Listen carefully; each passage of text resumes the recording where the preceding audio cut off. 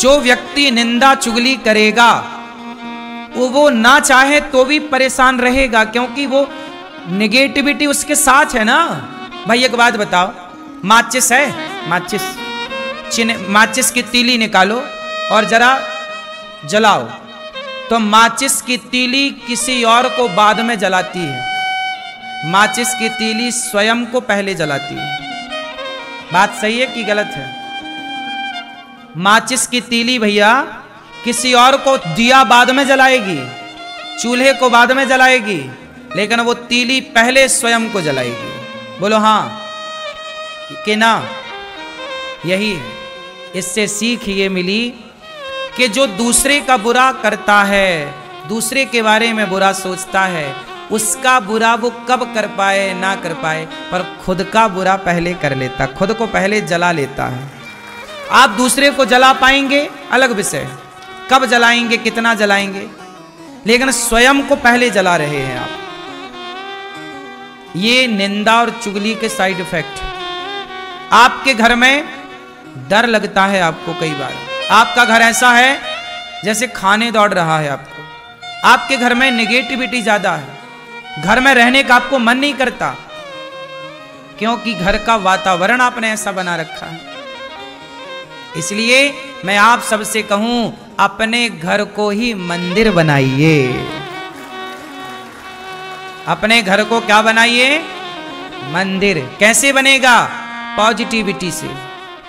कोई गलत बात ना करिए, ना गलत बात करने वालों को घर में कोई आए तो उसका स्वागत सत्कार ऐसे करिए जैसे भगवान का सत्कार हो रहा है। किस घर में भगवान होते हैं मैया? किस घर में भगवान होते हैं? जिस घर में अतिथि का स्वागत सत्कार होता है, उस घर में भगवान होते हैं। अब क्या हो रहा है घरों में? आज 90% घरों में, खासकर स्त्रियां, माताएं, यदि 4 लोग आपके घर में आ गए तो कुछ माताएं, सब नहीं, कुछ स्त्रियां तो बड़ी प्रसन्न होती हैं। अरे हमारे द्वार अतिथि आए, रिश्तेदार, आओ भैया आओ, क्या लेंगे? चाय लेंगे, कॉफी लेंगे, आओ आओ बैठो। अंदर से प्रसन्नता है कुछ स्त्रियों को कि मेरे घर मेहमान आए, मेरे घर अतिथि आए, मेरे घर साधु आए, मेरे घर ब्राह्मण आए, मेरे घर कन्या आई। कुछ लोग भीतर से खुश हो जाती हैं महिलाएं और पुरुष, अरे मेरे घर तो अतिथि आए, आओ क्या खाएंगे? ये खाओ, ये खाओ, ये खाओ, तुम्हारे लिए ये बनाएंगे, खाओ पियो। और कुछ लोग कैसे होते हैं, किसी के घर मेहमान आ गए तो उनका सिर चढ़ जाता है, अरे कहाँ आ गए, बनाना पड़ेगा खाना। मेहमानों को देख करके जिन स्त्रियों का सिर चढ़ता है वो घर ही नरक की श्रेणी में चला जाता है, अपने आप नरक की लिस्ट में चला गया। उस घर में भगवान कभी नहीं आते। जिस घर अतिथि जिस घर में नहीं आए, अतिथि का सम्मान जिस घर में नहीं हो, उस घर में भला भगवान का क्या काम है? इसलिए कहते हैं अतिथि देवो। जिस घर में मां प्रसन्न है, जिस घर में मां खुश, पिता खुश, अतिथि खुश, वहां भगवान भी चलकर जाते हैं।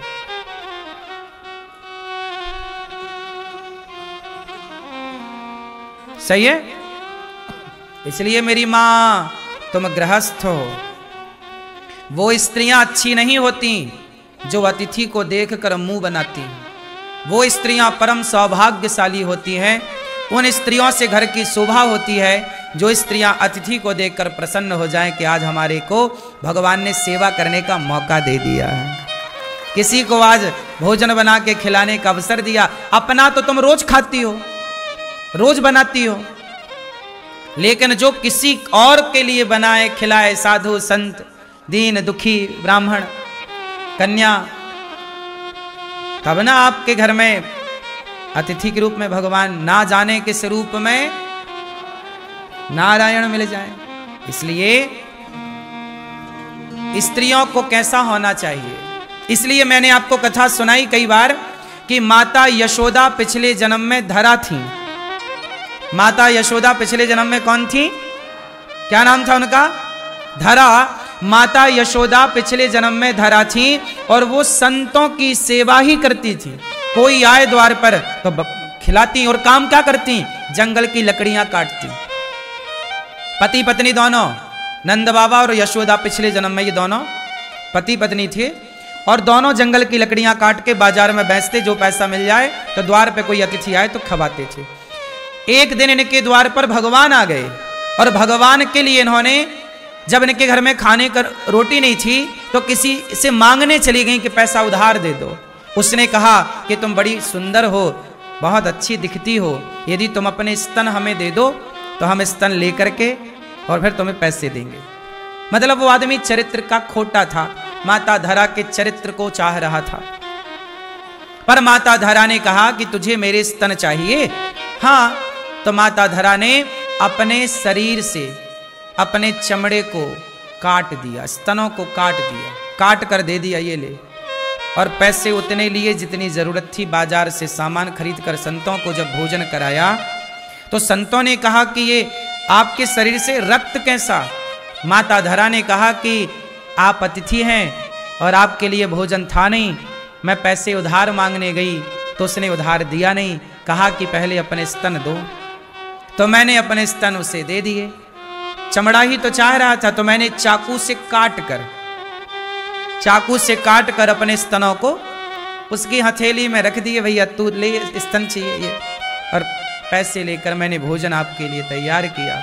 पूरा शरीर खून से भरा था माता धरा का, साड़ी पूरी गीली। अब सोचिए इतना घाव हो जाए तो कितना दर्द, जिसके पूरे स्तन काट दिए जाएं चाकू से, उस स्त्री को कितना दर्द होगा। तुम्हें जरा दूध पीने में बच्चा जरा दांत गड़ा दे तो तुम चिल्ला जाती हो कि कितना जोर से बच्चे ने काट दिया, चीख लेती है स्त्री। बच्चे यदि काट दे मां के स्तन को, और चाकू से ही काट दिया, और धरा मां ने अपने हाथ से, कितना दर्द होगा। पर वो सारा दर्द किसके लिए सहा? कि अतिथि भूखा ना जाए। जब यह निष्ठा अतिथि के लिए होती है तब उस अतिथि के रूप से भगवान प्रकट हो गए। माता, मैं तुम्हारी परीक्षा लेने आया था। उस समय आया जब आपके घर में अन्न का एक दाना नहीं था। आपका मैं बहता हुआ लहू देख रहा हूं, खून देख रहा हूं। अगले जन्म में मैं आपका दूध पीकर आपका ऋण चुकाने आऊंगा। वही धरा यशोदा बनी और जगत के पालनहार परमात्मा को माता धरा की संत सेवा का ऋण चुकाने के लिए कृष्ण बनकर उनकी गोद में लेटकर माता का दूध पीना पड़ा। पैदा हुए देवकी से प्रकट भय प्रकट कृपाला तमद्भुतम बालकमं मुजेक्षणं चतुर्भुजं शंखगदायुधायुधम। प्रकट भय देवकी से, पर दूध किसका पिया? देवकी माता का दूध नहीं पिया श्री कृष्ण ने। क्यों? पी लेते ना थोड़ा सा, नहीं, माता का पीना है दूध, क्योंकि पिछले जन्म का ऋण चुकाना है। ये देखो, मेरा भगवान भी उनका ऋणी हो जाता है जिनके द्वार से कोई भूखा नहीं जाता।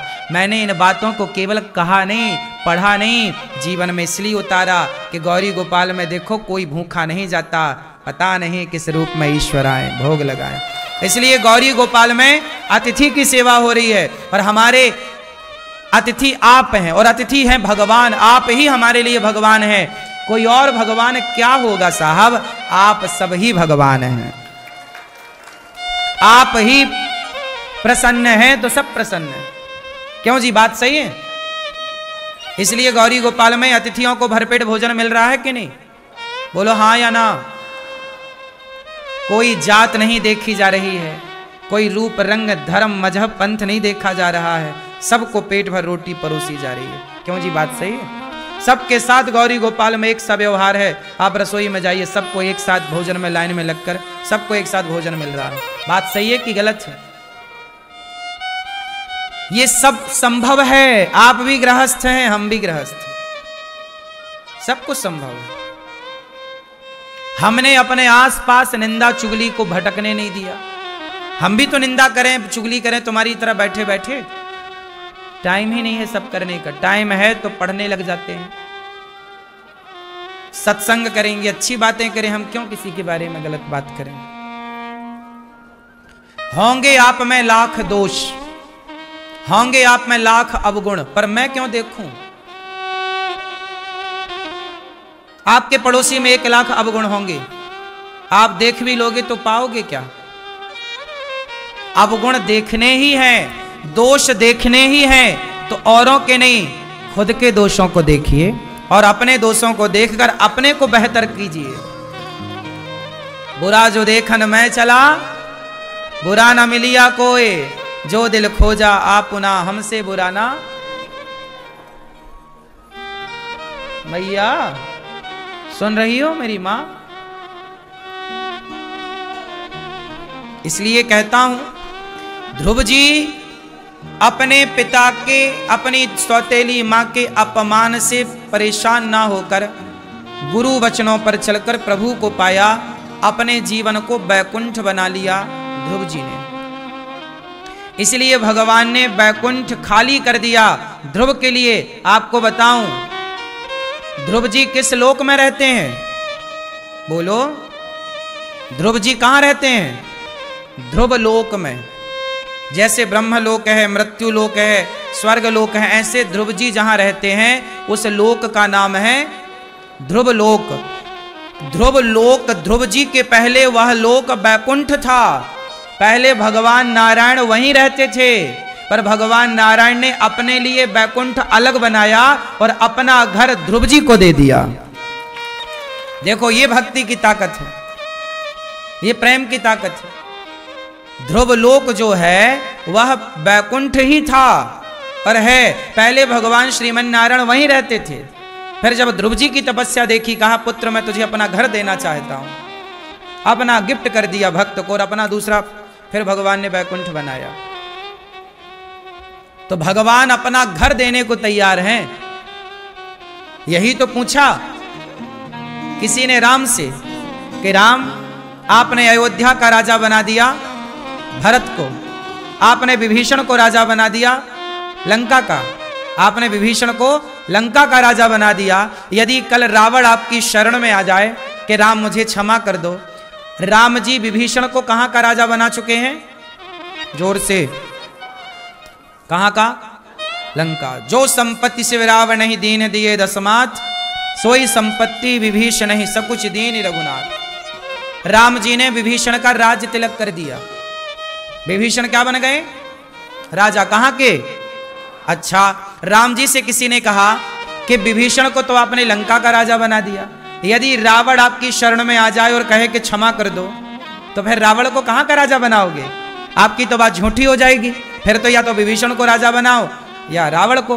तब राम ने मुस्कुराते हुए कहा कि यदि रावण मेरी शरण में आ गया तो शरणागत कहूं जे तजहि में त्यागता नहीं। शरण में आए हुए को, जो शरण में आ जाएगा उसे मैं त्यागूंगा नहीं। सन्मुख हो ही जीव मोहि जबहि, जन्म कोटि अघनासहि तबहि। शरण में आ गया यदि रावण, तो मैं विभीषण को लंका का राजा बना चुका हूं। रावण शरण में आएगा तो मैं रावण को अपने बैकुंठ का राजा बना दूंगा। भगवान है ना, भगवान तो ऐसी कई पृथ्वी तुरंत प्रकट कर सकते, कई बैकुंठ बना सकते। भगवान है वो। कर तुम अकर तुम अन्यथा कर तुम सर्व सामर्थ, क्या नहीं कर सकते। इसलिए मेरी मां, ध्रुव जी महाराज जब तपस्या किए तो भगवान ने दर्शन दिया, पुत्र कुछ मांग लो। ध्रुव जी को भगवान ने राजा बनाया, जाओ समाज की सेवा करो। भगवान मिल भी जाए आपको, सुनो ध्यान से, भगवान आपको मिल भी जाए तो भगवान आपको मिलकर यही कहेंगे, जा मैं तुझे धन धान्य दे रहा हूं, जा तो दीन दुखियों की सेवा कर। दीन दुखियों की सेवा करने से ही भगवान मिलते और प्रसन्न होते हैं, ये मान लो आप। भगवान भी आपको कहेंगे जाओ सेवा करो। ध्रुव जी को लगा तो दिया सेवा में, जाओ। फिर ध्रुव जी ने अपने राज्य काल में खूब अन्न क्षेत्र बांटे, संतों की सेवा की, खूब यज्ञ किए, खूब पुण्य किया और खोल रखा है अन्न क्षेत्र, कोई भी आओ। ये ध्रुव जी के जमाने से चला आ रहा है। ये जो अन्न क्षेत्र है, अन्न क्षेत्र कोई आज ही चल रहा है, गौरी गोपाल में नहीं। अन्न क्षेत्र ध्रुव जी ने चलाया, अन्न क्षेत्र प्रहलाद जी ने चलाया, अन्न क्षेत्र धर्मराज युधिष्ठिर ने चलाया। जो जो धर्मात्मा सत्ता में आए, अन्न क्षेत्र का मतलब है कि कोई भी उनके राज्य में भूखा, सबको भोजन। ऐसे ही अन्न क्षेत्र, वही परंपरा से अन्न क्षेत्र गौरी गोपाल अन्न क्षेत्र चल रहा है। यही है ये अन्न क्षेत्र, कोई भी भूखा ना रहे। आप भी अपने द्वारा अन्य क्षेत्र गौरी गोपाल में बंटवा कर घर पे आपके भले अतिथि ना आए, पर एक अतिथि गौरी गोपाल में भोजन आपकी ओर से करे, एक साधु आपकी ओर से भोजन प्रसाद प्राप्त करे। यही सेवा। अपने आप को सेवा से जोड़ दो। अच्छा एक बात बताओ, आपको पार जाना है, नदी बड़ी है, उस पार जाना है, और तभी नाव में आप बैठ नहीं पाए, लेकिन आपने नाव को पकड़ लिया। तो बताओ, जो बैठा है नाव में, जो खड़ा है नाव में, और जो पानी में है पर पकड़ा है नाव को, तो बताओ कौन पार होगा और कौन पार नहीं होगा? जो बैठा है, जो खड़ा है। नाव में कुछ लोग बैठे रहते हैं, तो नाव में कुछ लोग खड़े हैं, कुछ बैठे तो कुछ खड़े, और एक नाव को पकड़ा है पानी में। अब जैसे नाव जा रही है और आपने नाव को पानी में पकड़ लिया, डूब रहे थे आप, पकड़ लिया, तो बताओ पकड़ने वाला पार होगा कि नहीं? बोलो। जो बैठा है, जो बैठा है और जो नाव को पकड़ा है, ये दोनों एक ही साथ पार होंगे कि अलग अलग टाइमिंग में पार होंगे? हाँ हाँ। ऐसे ही हम भगवान की भक्ति नहीं कर पाए, हम भगवान की पूजा नहीं कर पाए, पर हमने सेवा को पकड़ लिया, तो पकड़ लिया तो भी पार हो जाएंगे। स्त्रियों का आभूषण है लज्जा। स्त्रियों का आभूषण क्या है? बोलो। इसलिए मेरी माँ, तुम अपनी बेटियों को थोड़ा लज्जा सिखाना। ए बेटी, लज्जा जानती हो क्या होती है? इसलिए हमारे यहाँ कपड़ा ढकने की, मतलब शरीर को ढकने की परंपरा रही है। कपड़े से शरीर को ढका जाता है। आजकल तो पैसे दे के फटे कपड़े लोग खरीद रहे हैं ताकि दिखे। पता नहीं क्या दिखाना चाह रहे हैं लोग और क्या देखना चाह रहे हैं लोग। बोलो हाँ। आजकल बड़े बड़े शहरों में देखो, लड़कियां, स्त्रियां अर्धनग्न घूम रही हैं मैया। हाँ या ना? आधी से ज्यादा बिल्कुल वो निर्वस्त्र हैं। पता नहीं क्या ढकने के लिए पहना है कपड़ा। ऐसी स्त्रियां, ये नारी का लक्षण नहीं है। लज्जा नारी शक्ति है। शक्ति छिपी हुई होती है ना? मर्यादाएं सब चीज में लागू होती। मर्यादा।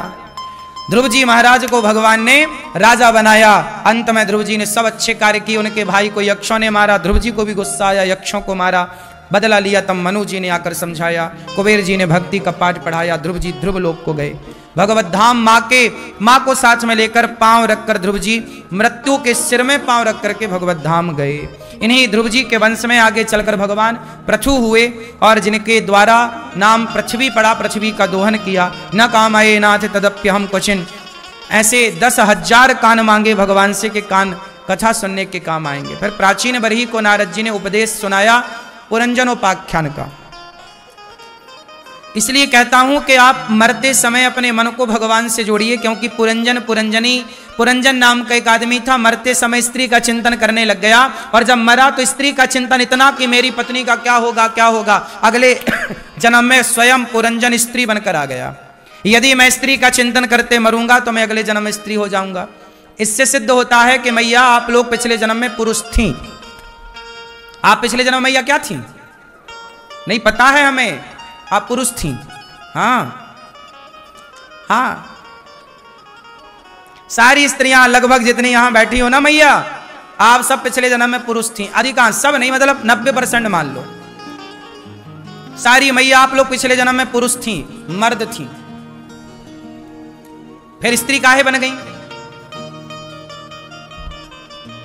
क्योंकि तुम पिछले जन्म में थी पुरुष, तो तुम मरते समय अपनी स्त्री का चिंतन करती, मेरी पत्नी का क्या होगा। पत्नी पत्नी पत्नी, अब खुद बनी बैठी हो किसी की पत्नी, और कर लो पत्नी का चिंतन।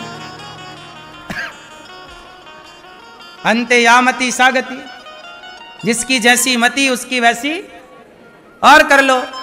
अभी खुश हो पत्नी बनकर, हैं? थी तो पुरुष पहले जन्म में, और कर लो लुगाई का चिंतन। इसलिए कहता हूं भगवान का चिंतन करो मरते समय, ना स्त्री का और ना पुरुष का। जितने पुरुष बैठे हैं ये अधिकांश पिछले जन्म में स्त्री थे। आप लोग पुरुष लोग क्या थे पिछले जन्म में? यही गोल गोल घूम रहे हो, स्त्री पुरुष 84 84 84, यही खेल रहे हो। यही जन्म लिया मर गए, पुनरपि जननम पुनरपि मरणम पुनरपि जननी जठरे शयनम, जन्म मृत्यु जन्म, यही चल रहा चक्र। अब जैसे आप लोग आज स्त्री बनी हो ना, तो आप लोग मरोगी तो किसका, मेरे पति का क्या होगा? पति अगले जन्म में खुरा जाओगी पति बनकर, फिर पुरुष बनोगी, फिर स्त्री बनोगी, फिर ऐसे ही क्रम चलता है लगभग। और कोई कामना हो गई